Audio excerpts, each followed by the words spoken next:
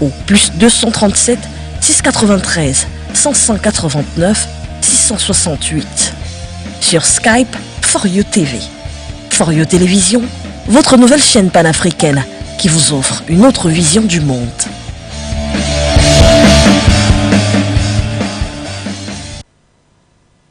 Mesdames, Messieurs, bienvenue sur For You Télévision. C'est parti pour 45 minutes avec vous pour parler d'une actualité particulière, notamment d'ailleurs la visite de Macky Sall, président sénégalais, mais également président en exercice de l'Union africaine du côté du Mali.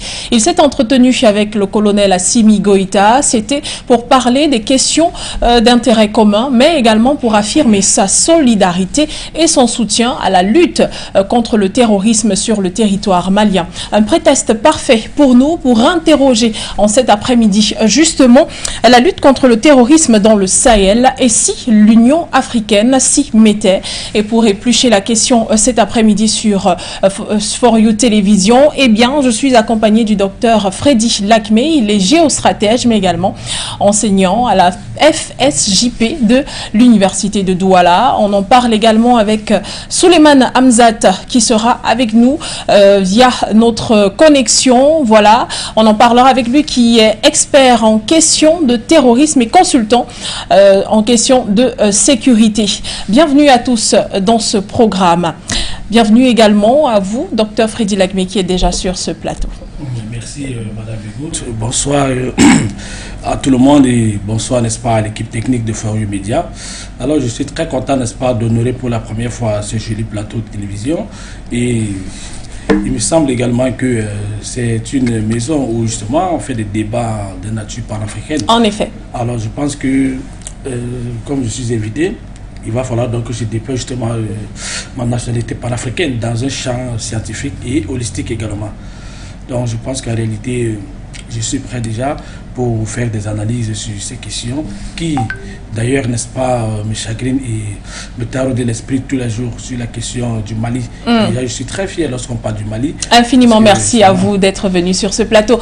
On va également recevoir Souleymane Hamzat qui est déjà bien en place avec nous. Bienvenue.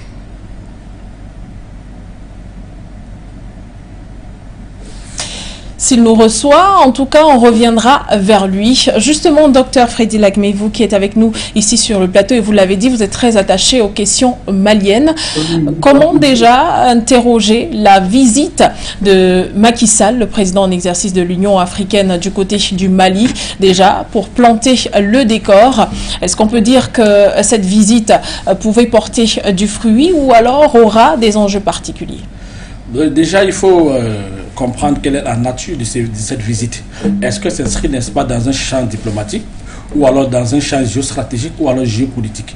Parce que le chef d'État, justement, Macky Sall, est aujourd'hui, n'est-ce pas, une personnalité à double casquette lorsqu'il se déploie pour le Mali. En tant que chef d'État, c'est-à-dire président du Sénégal, et en même temps en tant que président des instituts de l'Union africaine. Alors, s'il faut revenir même sur cette question de l'Union africaine, qu'est-ce que l'Union africaine déjà? Et que représente justement le président des instituts de l'Union africaine? Est-ce que le président de l'Union africaine a la charge, n'est-ce pas, de défendre les intérêts des États africains? Alors, tout à l'heure, vous avez dit que la nature de cette visite était justement de discuter sur des questions de terrorisme. Mais je crois que l'Afrique, depuis plusieurs années, justement, est dans la léthargie des conflits à caractère terroriste et même à caractère géostratégique. Il faut déjà relever quelque chose. Les terroristes ne sont pas venus en Afrique au hasard. Les terroristes, n'est-ce pas, ce sont des acteurs qui sont parfois instrumentalisés pour mener des actions outillées ou alors recommandées par des multinationales et même des puissances internationales qui voudraient justement créer des zones de non-droit sur le territoire africain afin, n'est-ce pas, de participer ou alors d'exploiter illicitement des ressources naturelles. Parce qu'il faut dire la vérité, toutes les guerres sont à caractère économique. Toutes les guerres, pour la plupart en Afrique, sentent l'odeur du pétrole. C'est pour dire que ces guerres, justement, sont dans la logique géostratégique et même géopolitique.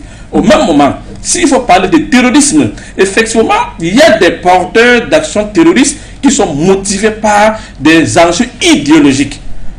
On les appelle en arabe les khawarij, c'est-à-dire des personnes qui sont radicalisées dans la religion. Ils ont dépassé la borne normale à cause de la mauvaise compréhension et les mauvaises études, ils se radicalisent et pour des enjeux les enjeux idéologiques, ils se mettent donc dans des actions inhumaines.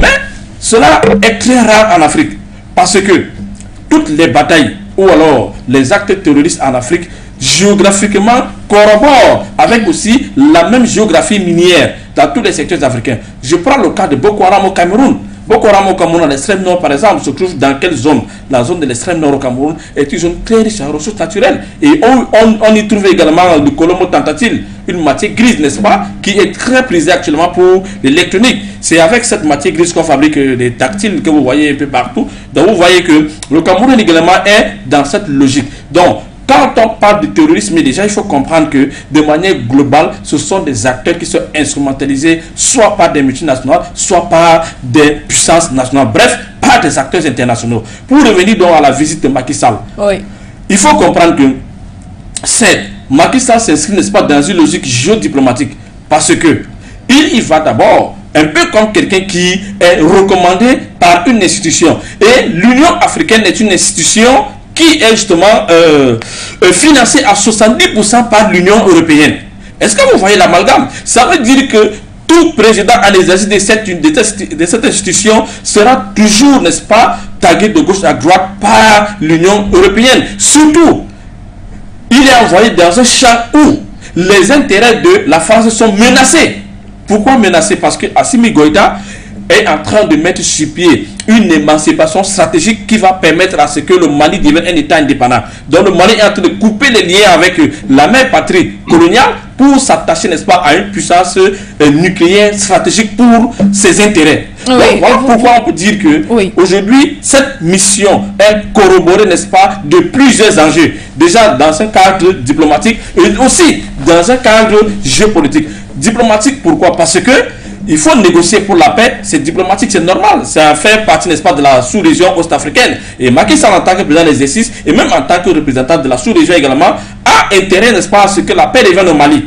Maintenant, géopolitique, parce que l'Union africaine est une institution para-européenne, je vais dire ça comme ça, parce que vous ne pouvez pas prétendre qu'une institution est financée à 70% par une autre institution et prétendre que cette institution représente, n'est-ce pas, un autre, pourrait, n'est-ce pas, défendre les intérêts du continent africain. Est-ce qu'aujourd'hui, cette visite de Macky Sall n'était pas également pour prouver justement que l'Union africaine peut embrasser aujourd'hui le Mali, même si on ne l'a pas vu soutenir totalement le Mali à la venue d'Assimi Goïta justement au pouvoir, et de même lorsqu'on a vécu les sanctions tout simplement de la communauté de l'Afrique de l'Ouest? Il faut noter que l'Union africaine, justement, n'avait pas soutenu l'arrivée d'Assimi Goïta, mais il faut comprendre en même temps qu'à un moment donné, il faut briser justement un régime par la force. C'est ce qu'on appelle le coup d'État nationaliste.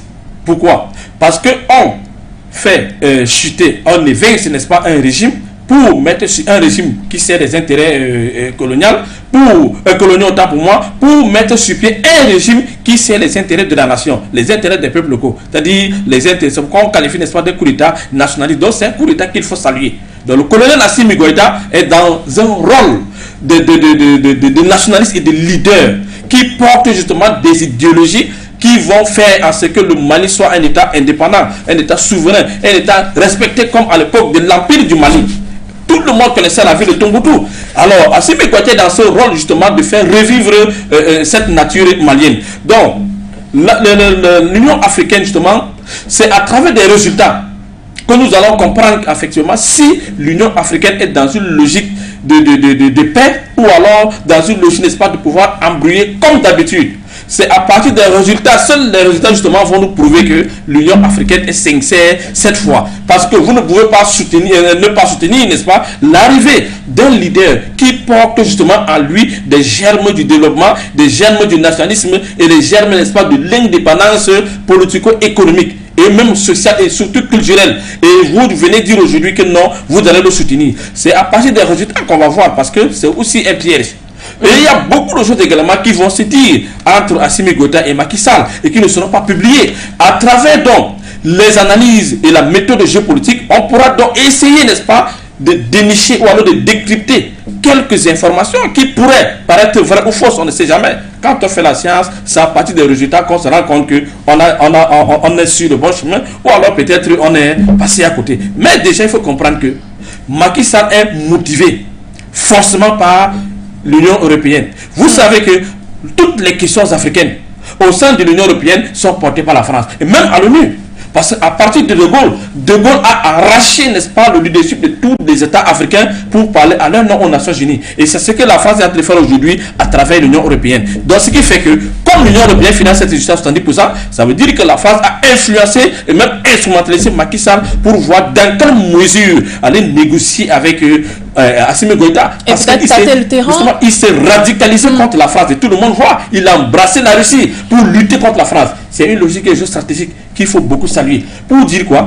L'ami de mon ami n'est pas forcément mon ami, mais l'ennemi de mon ennemi, il peut être mon ami. Donc, Assimi Goïta embrasse la Russie, qui est un ennemi de la France, pour combattre, n'est-ce pas, son meilleur ennemi qui est la France. Pour l'instant, on ne va pas dire que la Russie est meilleure, la Russie vient comme notre sauveur, notre messie, mais il faut aussi reconnaître que la Russie n'a jamais exploité un État africain jusqu'à nos jours. D'accord, on va rester dans notre ligne. N'est-ce pas, dans ce combat. On va rester dans notre ligne, docteur Lagmé. Nous sommes en compagnie également de Souleymane Hamzat, je le rappelais tout à l'heure. On a l'habitude de le contacter pour les questions, car il est expert en questions de sécurité, mais également en problématique de terrorisme. Alors, vous êtes finalement placé avec nous, nous dit la technique cet après-midi. Eh bien, monsieur Hamzat, on a eu l'habitude de s'interroger justement sur le soutien de l'Union africaine au Mali ou alors aux différents pays qui sont aujourd'hui en proie à l'insécurité, il faut le dire, du côté du Sahel. Jusqu'à aujourd'hui, on peine quand même à comprendre ce qui coince. Alors, peut-être pour situer ma question avec vous en cet instant, lors de sa visite au Mali, le président Macky Sall a rappelé son soutien et sa solidarité au Mali, mais également, il a appelé tous les États africains à apporter cette solidarité, à apporter ce soutien au pays malien pour la lutte contre le terrorisme. Alors, on s'interroge aujourd'hui, pourquoi l'Union africaine peine à s'y mettre dans ce combat contre le terrorisme? Qu'est-ce qui coince pour que les États africains se mettent ensemble en toute symbiose? Merci, Madame Bégoudé. Est-ce que vous me recevez parfaitement? Parfaitement. Merci. Merci à vous de m'inviter à cette émission. Bonsoir mon copanéliste, bonsoir à la galaxie patriotique panafricaine et surtout bonsoir à tous les téléspectateurs. Vous savez, pour en venir à votre question, il faut s'interroger déjà sur l'origine du terrorisme. Comment dirais-je, les facteurs qui ont conduit, n'est-ce pas, à l'expansion du terrorisme. Et ensuite, quelle a été la réaction depuis lors de l'Union africaine par rapport à la lutte contre le terrorisme. Mais il faudra encore remonter plus loin pour aller s'interroger sur l'incapacité de l'Union africaine, n'est-ce pas, à créer une armée. Ça date de plus de 25 ans. Le terrorisme n'était pas encore né, en tout cas pas en Afrique. Alors, si nous prenons ce ramassis de questions, cela nous envoie à une analyse aussi bien sur la forme que sur le fond. Pour ce qui est de la visite du président Macky Sall, il faut s'interroger sur, n'est-ce pas, cette hypocrisie politique qui consiste à frapper un État, lui imposer un embargo, n'est-ce pas, à lui, à ses dirigeants et surtout à son peuple. On sait bien que ce ne sont pas les dirigeants qui souffrent des embargos, ce sont plutôt les populations. Et revenir 7 ou 8 mois plus tard, soi-disant vouloir légitimer ce même régime, alors qu'il se cache maintenant, et là je plonge sur le fond, n'est-ce pas, un agenda caché. Il n'y a qu'à lire, n'est-ce pas, dans les derniers mouvements au niveau de la CEDEAO, à savoir la visite du président Macron, d'où est partie d'ailleurs l'idée d'une force anti-putsch, qui, en inadéquation totale avec ses pairs de la sous-région, a été une décision arbitraire. Il faut ensuite aller s'interroger sur la visite du président Mbalo au Sénégal tout dernièrement, lors de laquelle, bon, c'était un huis clos, rien n'a filtré comme déclaration, c'est à croire qu'il fallait se voir pour ne serait-ce que converger leur point de vue. Sur quel calendrier et à quelle fin? Écoutez, ni la CEDEAO, ni l'Union africaine, en tout cas dans son entièreté, n'est au courant, encore moins les populations que nous sommes. Et enfin, il faut s'interroger ensuite sur le comportement de l'Union africaine, FIT, la CEDEAO, ensemble vers l'Ukraine. Qu'est-ce qu'ils puissent exiger de la CEDEAO et de l'Union africaine qu'ils veuillent rendre visite au président Zelensky? Alors, il y a un agenda, ma foi, qui est caché, qui à tout point de vue mérite analyse, mérite expertise, et cela n'augure pas d'un lendemain meilleur. Moi, je considérais cette visite comme un non-lieu, un non-sens, n'est-ce pas? Pardon, un non-sens, un non-événement, et surtout une hypocrisie politique à nul autre pareil. Plateau, on en parlait, mais est-ce qu'on ne pourrait pas dire que justement 7 mois plus tard, l'Union africaine essaye peut-être de se racheter, de montrer que finalement elle soutient les pays africains comme elle l'a souligné tout à l'heure en parlant du Mali? Est-ce qu'on ne peut pas voir ça comme un aveu finalement? Je ne pense pas, parce que se rattraper, c'est trop dit, c'est même trop facile pour justifier l'action de l'Union africaine. Déjà, le frère l'a dit tout à l'heure qu'il y a eu plusieurs actes terroristes en Afrique, mais on n'a jamais vu l'Union africaine. Et même, où est l'armée de l'Union africaine? Parce que c'est déjà à là qu'il faut poser les vraies questions. On ne peut pas prétendre résoudre une crise alors qu'on n'a pas déjà les fondamentaux, n'est-ce pas? On n'a pas les piliers même de la sécurisation. L'Union africaine n'a pas un enjeu sécurocrate. L'Union africaine n'a pas une vision sécurocrate. L'Union africaine, Mohamed Kadhafi voulait mettre sur pied une armée de l'Union africaine dont la base serait à Douala, constituée de 2 millions de soldats. On n'a jamais publié l'information. Et pourquoi le site de Douala était choisi? Parce que Douala, dans le golfe de Guinée, est la ville la plus stratégique pour toutes les puissances internationales. Déjà, je vais vous donner une information.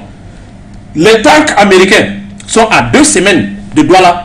Sont à 2 semaines des côtes de Douala. Ça veut dire que pour les États-Unis, ils peuvent atteindre, n'est-ce pas, Douala sans problème, sans difficulté. Et ils peuvent même être les premiers à occuper les côtes de Douala si il faut reconquérir l'espace passé. Ça qui assiste à aujourd'hui. La Chine est présente, tout le monde est présent, mais cette fois-ci, nous sommes, n'est-ce pas, dans une nouvelle remondialisation. Et la Russie ne voudrait plus être absente sur le champ africain, même un peu partout ailleurs. C'est pourquoi vous voyez donc une forte présence de la Russie. Peut-être l'intention de la Russie n'est pas de coloniser, parce que la Russie n'a pas besoin de matières premières, puisqu'elle en a déjà sur son territoire, sur son sol. Mais la Russie a aussi un enjeu, n'est-ce pas, d'empêcher que les autres puissances internationales ne continuent, n'est-ce pas, de piller l'Afrique pour pouvoir justement atteindre son niveau nucléaire. Et ça, on se comprend. Pour fabriquer une bombe nucléaire, la Russie n'a pas besoin de venir en Afrique. Mais pour les États-Unis, ils en ont besoin. Déjà que les 2 bombes que les États-Unis ont envoyées sur Hiroshima et Nagasaki en 1945, les États-Unis, pour fabriquer cette bombe, avaient exploité, n'est-ce pas, 1500 tonnes de cathode de cuivre dans un petit village appelé Chikolombwe, dans le Katanga, en RDC. Donc vous comprenez que les États-Unis, en même temps, sont venus en Afrique plus tard. Ils ont essayé, n'est-ce pas, d'apporter des mesures de sécurisation. En 2006, par exemple, on avait vu avec le renouvellement, n'est-ce pas, des élections en RDC et autres, Bush était présent. Pourquoi? Parce que leur intention est d'empêcher à la Chine d'atteindre aussi ce niveau d'exploitation de matières premières pour pouvoir aussi avoir une bombe atomique, une bombe nucléaire. C'est ça le problème des États-Unis. Ce n'est pas parce qu'ils aiment l'Afrique. Donc ils sont venus pour contrer les visées expansionnistes de la Chine en Afrique. Est-ce qu'on comprend? Donc pour que les Chinois n'atteignent pas leur niveau nucléaire, parce qu'on a besoin des matières premières. Les États-Unis ont fait la même chose, n'est-ce pas, au Japon en 1945. C'est-à-dire que le Japon avait atteint un niveau technologique très élevé, était considéré comme la 2e puissance technologique après les États-Unis en 1945. Et les États-Unis savaient que, ayant atteint ce niveau technologique, ils auront besoin forcément des matières premières. Et les voies d'accès pour avoir les matières premières pour le Japon, vous voyez sa position stratégique, il est c'est un État qui est, n'est-ce pas, encerclé, n'est-ce pas, par l'eau. Donc, le Japon devait passer par l'Inde. Les États-Unis ont corrompu l'Inde néerlandaise, c'est-à-dire la Hollande qui exploitait, qui colonisait une partie indienne, a été corrompu par les États-Unis d'empêcher la pénétration japonaise pour avoir accès aux matières premières. C'est ainsi que les Japonais vont contourner pour aller à Thaïlande à pile à bord. Ils seront donc butés par les navires américains. Et les États-Unis est en train de pousser le Japon à la faute, est en train de le provoquer pour que le Japon réagisse afin, n'est-ce pas, de larguer les bombes atomiques sur Hiroshima et Nagasaki. C'est la même chose que les États-Unis sont en train de faire aujourd'hui avec la Chine.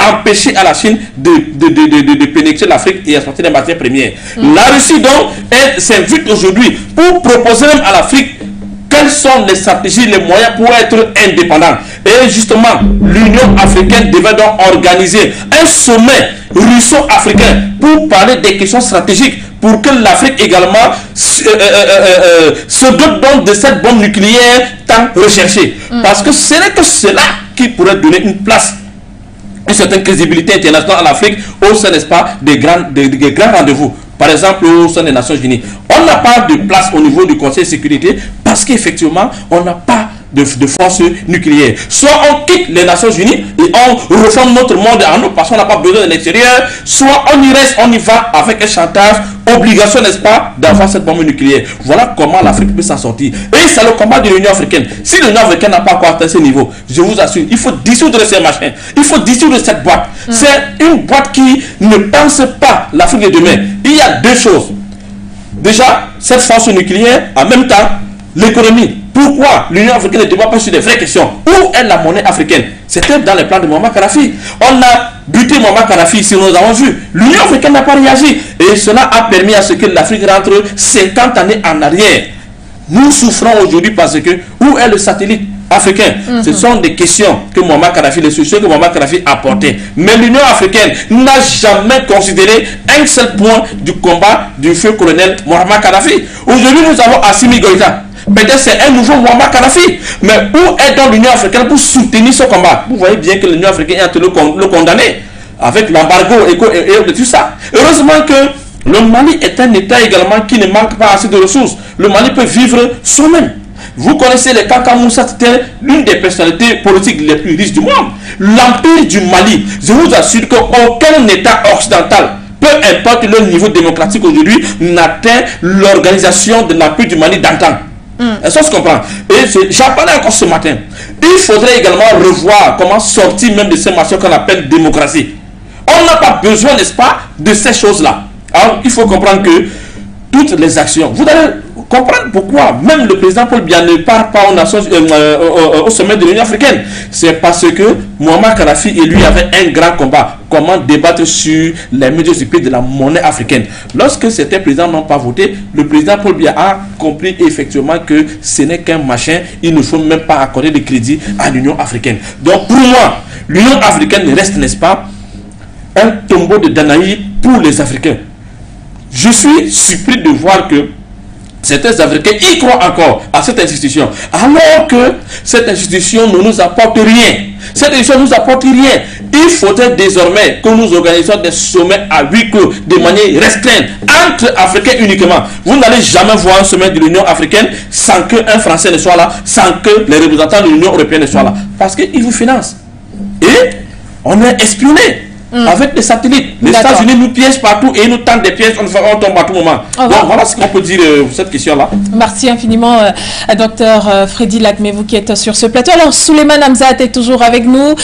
Vous qui êtes expert en question de terrorisme et surtout consultant, non, expert en problématique de terrorisme, je pense bien, et expert en question de sécurité. En tout cas, on espère avec vous avoir quelques stratégies à mettre sur pied pour justement sortir de cette insécurité. Alors, parlant des États africains, Dr Freddy Lagmé le disait sur le plateau, il faudrait peut-être qu'il y ait un sommet africain à huis clos où il n'y aurait pas de Français, ni d'Américains, ni personne. Maintenant, on a vu un Macky Sall qui s'est rendu en Russie et qui a rencontré le président Vladimir Poutine, mais qui a parlé de céréales. Alors, comment, selon vous, selon les stratégies que vous pouvez avoir en tant qu'expert, on pourrait mettre sur pied tout simplement une stratégie de sécurité en Afrique qui mettrait en exergue tous les pays africains, ou du moins en action, je veux dire?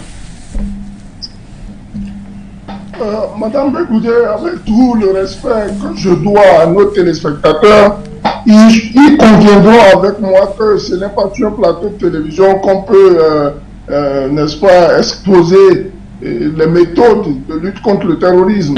Il y a des horaires bien recommandés, n'est-ce pas, qui sont en attente de ce genre de conclusion. Mais néanmoins, il y a le b.a.-ba de la sécurité. En effet. Qui me conduit à dire ceci pour répondre à votre question. Je pense que, en tant qu'ancien soldat, officier formé dans les forces spéciales libyennes, plus précisément la Mataba, qui est le centre de résistance contre le sionisme, la réaction, l'impérialisme et le fascisme, je peux vous dire que la sécurité africaine devrait partir normalement de la sécurité d'abord de nos États. Chaque État doit pouvoir élaborer en son sein une politique nationale de sécurité et partant aller jusqu'au plus petit démembrement. C'est-à-dire qu'à partir d'un village, on doit pouvoir savoir qui rentre, qui sort et ensuite remonter, n'est-ce pas, cette forme de sécurisation de ce village-là à nos quartiers de ville, à nos villes et à nos villes à statut particulier.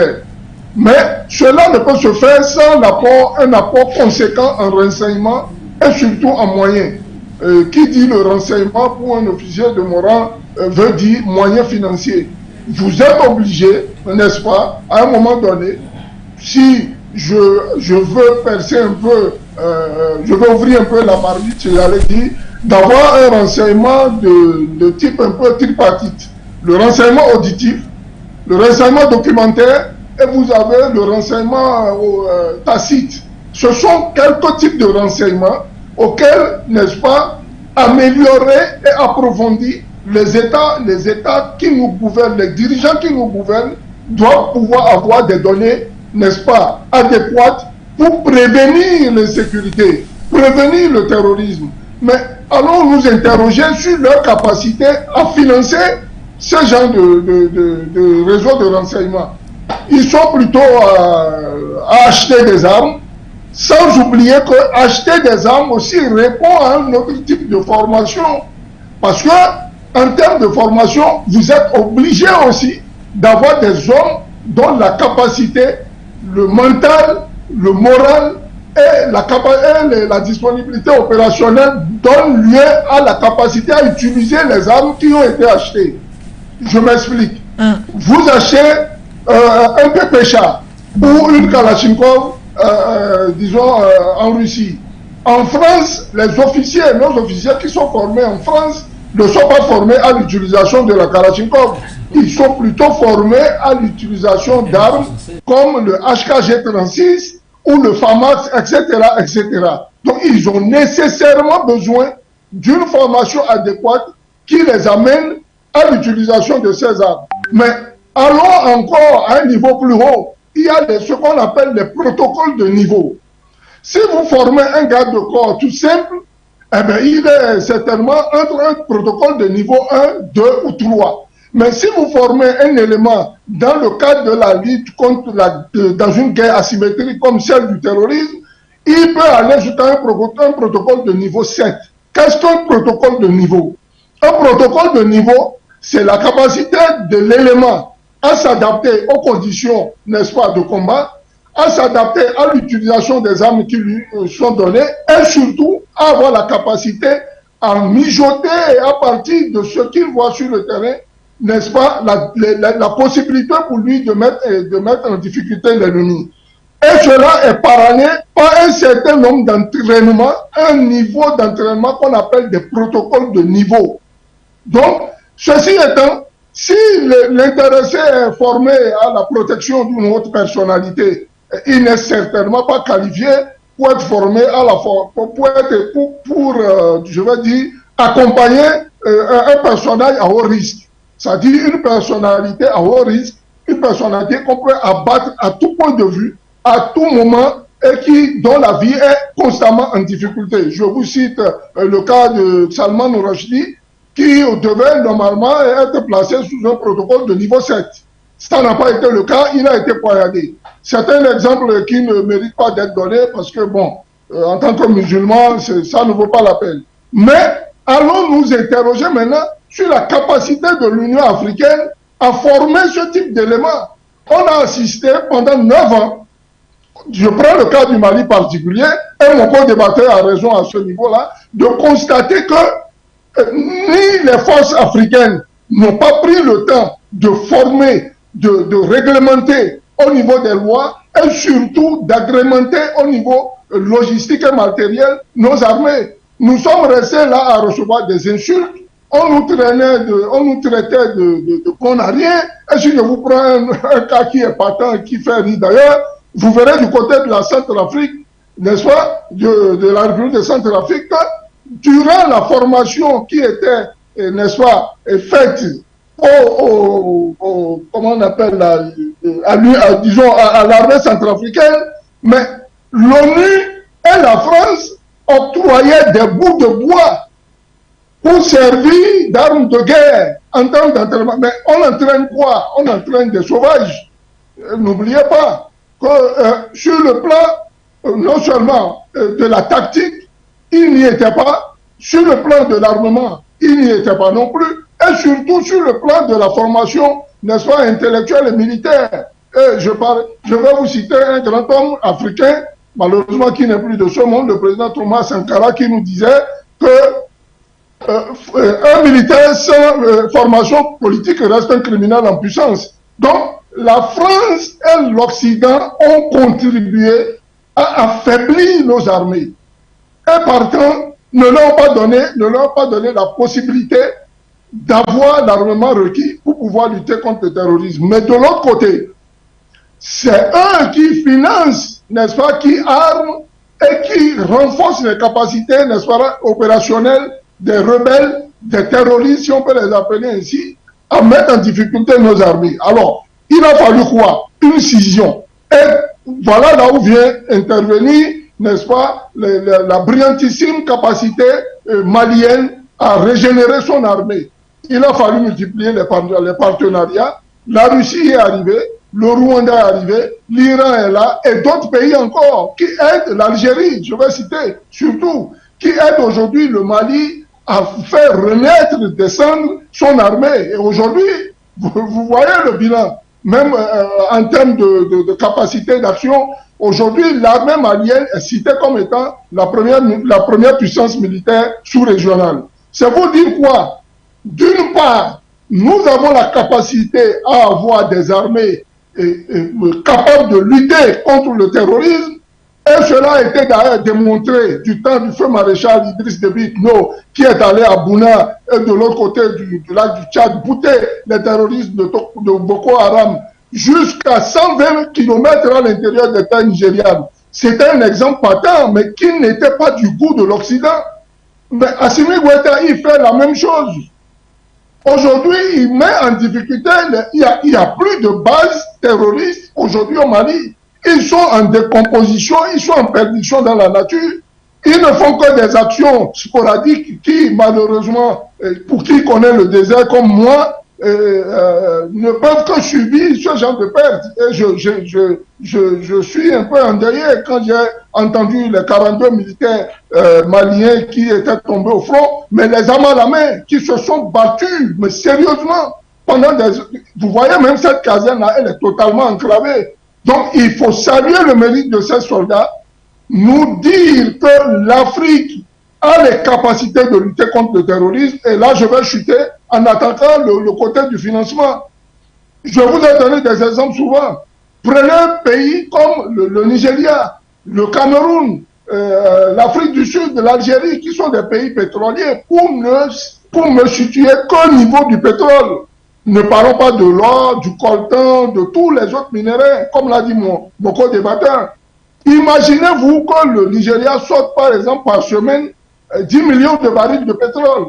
Multipliez-le par le chiffre actuel du baril de pétrole qui tourne autour de 120 dollars à peu près, si je me trompe, n'est-ce pas, le baril. Vous verrez combien de zéros il y a derrière. Alors, allons chercher 0,01% de ce montant-là. Vous financez une armée, vous financez des unités de lutte contre le terrorisme. Et enfin, il va falloir une synergie au niveau du renseignement, la décision politique surtout, et éviter qu'on se fasse endormir par des visites comme celle de Macky Sall, qui d'ailleurs inaugureront d'un lendemain sûrement comme un échec pour moi. C'est un échec cette visite-là. Je ne pense pas qu'on puisse taper sur un État et revenir 8 mois plus tard dire nous venons dans le cadre d'une coopération. Moi, je ne vous recevrai pas. L'agissement du président Assimi Goïta, c'est pour prouver qu'il reste toujours la main tendue, même à ceux-là qui l'ont abandonné. Alors, docteur Freddy Lakmé, vous êtes avec nous sur ce plateau. Je rappelle que vous êtes géostratège et enseignant à l'université de Douala au Cameroun. L'Afrique a donc tout ce dont elle a besoin matériellement, sur le plan des richesses, mais aussi la jeunesse qui pourrait se mettre à la disposition de la sécurité sur le continent. On a parlé de ce qui coince, mais est-ce qu'aujourd'hui, ce n'est pas un problème de volonté, mais aussi de noir dessein? Tout à fait.